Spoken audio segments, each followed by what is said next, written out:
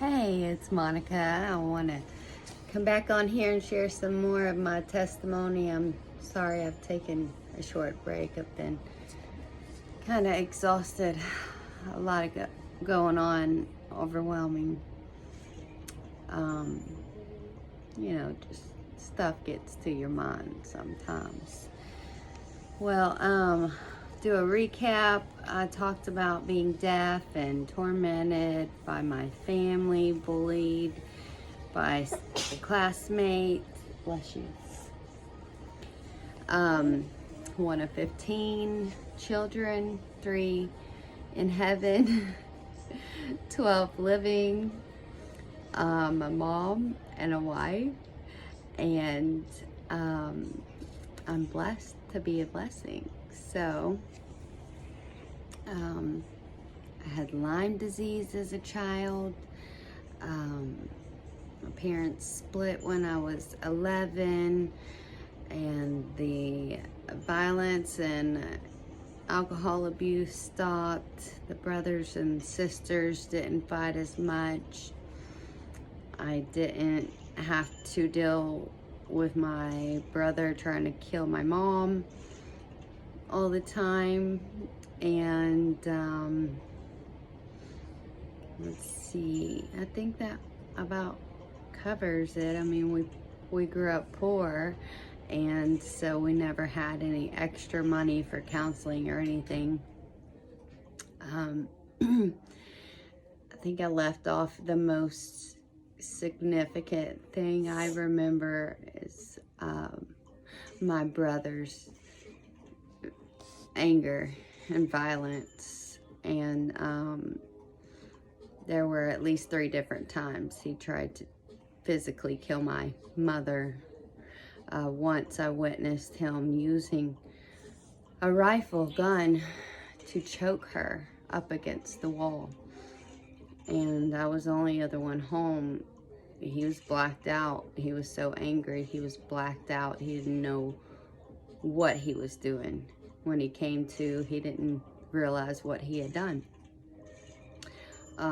But that's what happens when demons live in you, and you need to be delivered from those demons. A Christian can be possessed by a demon. There are certain situations that cause those demons to enter, and you can call me a liar all day long, but I've seen plenty of deliveries, demons coming out of people, and them expressing how light they feel afterwards. They don't have that heavy weight on them after the demons come out. So I've witnessed it in my own family. When I was young, one of my nephews was possessed, and oh man, it's just heartbreaking. But there's a way out. Seek Jesus. There's always a way out. So let's go to around age 12, when my parents split up. My mom had started seeing someone else that she was gonna marry, and so I had a new about to be stepsister on that side, and then my dad had gotten remarried, and I had 2 new siblings and a baby brother on the way. And I had started sneaking out with my mom's fiance's daughter, my about to be stepsister, and started listening to new music I had never heard before, since Mom made us listen to Christian music, which I'm very thankful for. But I was introduced to country music by my father, heavy metal, Metallica by my brother, and a variety of music through all the other siblings I had. Mom just kind of gave up on that whole Christian music scenario, I guess. And so I had started sneaking out. I had started smoking cigarettes. I had started smoking weed. I had started drinking here and there. Mom let us drink at the age of 9 with family at home, you know, on certain occasions. Since I had older siblings, she would let us drink on their birthdays when they had parties. I don't know if that's okay, but I'm not saying that's okay. I'm just saying she had let us drink like Fuzzy Navels and strawberry daiquiris and strawberry liqueur and you know, little stuff like that. But let's see, the first time I got high with my brother Braun, I was sneaking out with my sister, my younger sister. We were gonna head out to a party, and my brother was outside smoking weed, and we caught him. And so he had just gotten out of jail, and Dad set boundaries. You can't live in this house, in this new family, without rules, and one of those rules was no drugs. So Braun, fresh out of jail, smoking weed, we were like, we're going to tell Dad. And so he grabbed us both by the arm, and he was like, no, you're not, because if you tell on me, I'm gonna tell on you.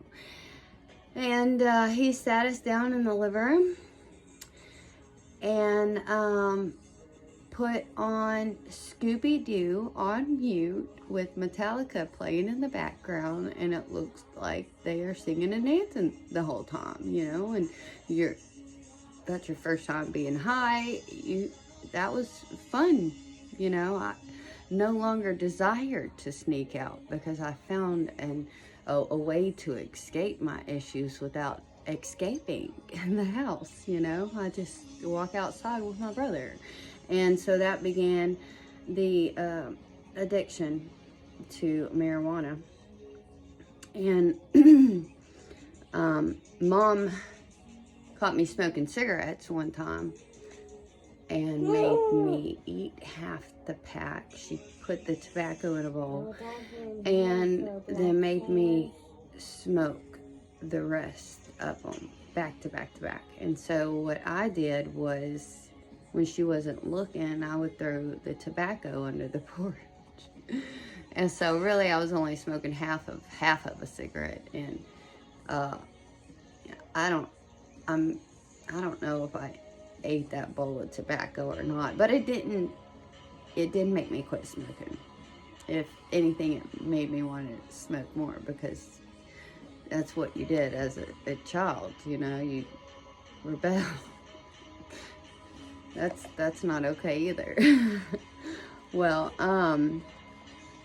you know, just trying to be cool and fit in, and I finally found my place in my family, I guess. You know, by this time I could hear, and my speech was better, so I wasn't afraid to talk, and I felt loved at that point. You know, looking up to my brother as a role model was not the best thing, but I guess being behind the scenes the whole time, watching right from wrong, I kind of learned what boundaries not to cross with my brother, and in life too. Well, I'm gonna sum that up for now, and in the next video I'll tell you about the many multiple head-on collisions I've had in my life without a scratch or a bruise. I hope y'all have a blessed and breezy day, and remember, we love you and Jesus loves you too.